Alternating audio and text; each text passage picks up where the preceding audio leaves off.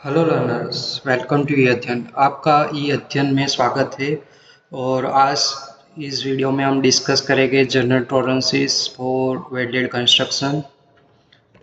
दोस्तों, यहाँ पर अगर आपने सब्सक्राइब नहीं किया है तो प्लीज़ सब्सक्राइब टू ई अध्ययन।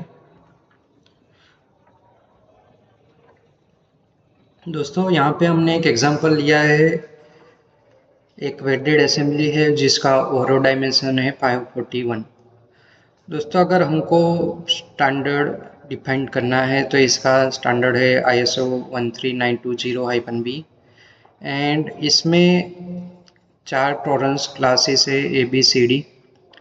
और यहाँ पे आप देख सकते हो जो रेंज ऑफ नॉमिनल साइज़ है वो एक रेंजेस में डिवाइड किया गया है।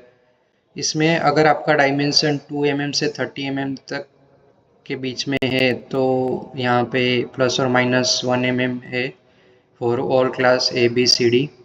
अगर ये 30 mm से लेके 120 mm में है तो यहाँ पे क्लास ए के लिए ±1, क्लास टू के लिए बी के लिए है ±2, क्लास डी के लिए ±4।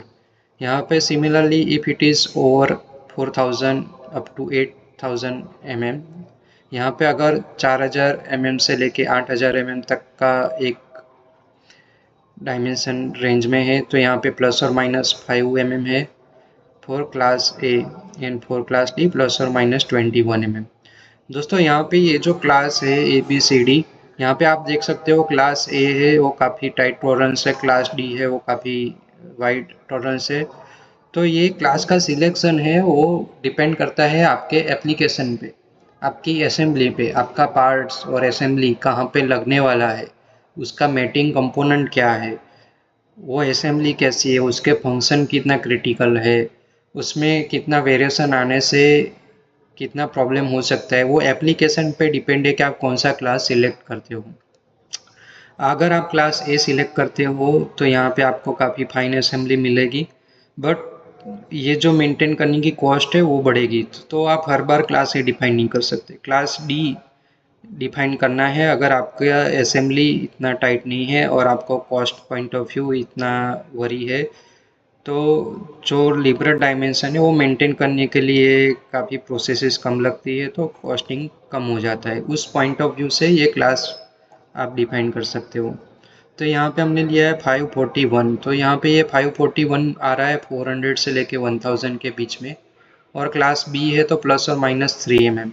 तो यहाँ पे आप देख सकते हो अगर ये डायमेंशन 538 mm से ज़्यादा और 544 mm से कम आता है तो ये एक्सेप्टेबल है।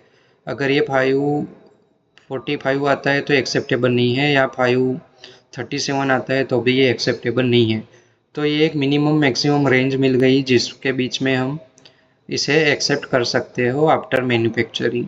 तो हमको ये डायमेंशन ये रेंज में मेंटेन करने के लिए अकॉर्डिंगली जिग्स एंड फिक्सर बनाने पड़ेंगे, मैन्युफैक्चरिंग प्रोसेसेस अलाइन करना पड़ेगा और उस हिसाब से हमें मैन्युफैक्चरिंग करना पड़ेगा, तभी ये एक्सेप्टेबल है। अदरवाइज ये पार्ट रिजेक्ट हो जाएगा। यहाँ पे इसमें एंगुलर डायमेंशन भी दिए गए और यहाँ पे आप देख सकते हो again it's a class ABCD for leg length और शॉर्टर लेग। यहाँ पे जो शॉर्टर लेंथ है, यहाँ पे सपोज ये L है और ये T है तो ये शॉर्टर लेंथ हो गया। तो अगर ये बिटवीन अप टू 400 mm है तो ±20 अल्फा एक्सेप्टेबल है। And then if it is ±45 for higher ranges. Here you can see the tolerance delta alpha in degree and minutes is given. So this is the shorter length that you need to consider. So you can consider either L length or a shorter length. So here we have considered L up to 400 mm and between 400 mm to 1000 mm and over 1000 mm. So this is how it is to be applied and measured.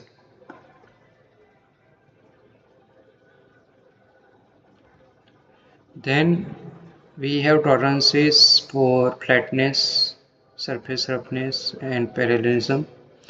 So here again we have length L in longer side of the surface, and it is divided again into 30 mm to 120 mm, 120 mm to 400 mm, and over 16,000 mm to 20,000 mm.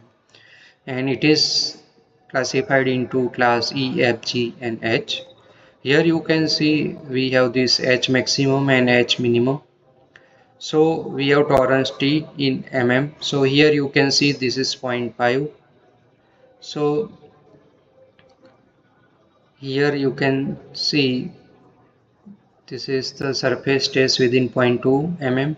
So this is the surface, and this is the maximum limit and minimum limit.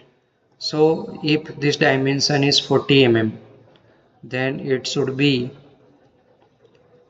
40 mm plus or minus 0.1 mm. So 40 mm is coming over here. So it should be 0.5 on each side. So it will be a 0.1 in total. Similarly, here if we take a bigger tolerance, then it will be a 40 plus or minus 0.5, and here it is plus or minus 0.1. So this is how it has been applied for welded structure, because after welding, surface roughness or parallelism and flatness going to be changed after welding due to thermal distortion. So we need to provide some tolerances for this also.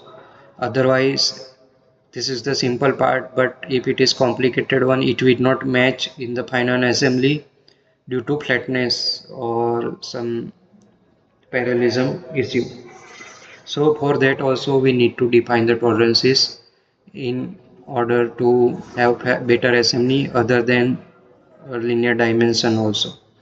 So earlier we have seen, हमने पहले देखा था कि simple machine part में हमने कैसे dimension पे tolerance apply किया है लिनियर डायमेंशन पे। यहाँ पे हमने देखा कि असेंबल और वेल्डेड जो असेंबली है उसके अंदर linear dimension as well as angular and जो ज्योमेट्री का डायमेंशन है उसमें हमने कैसे टॉलरेंसेस अप्लाई किया है।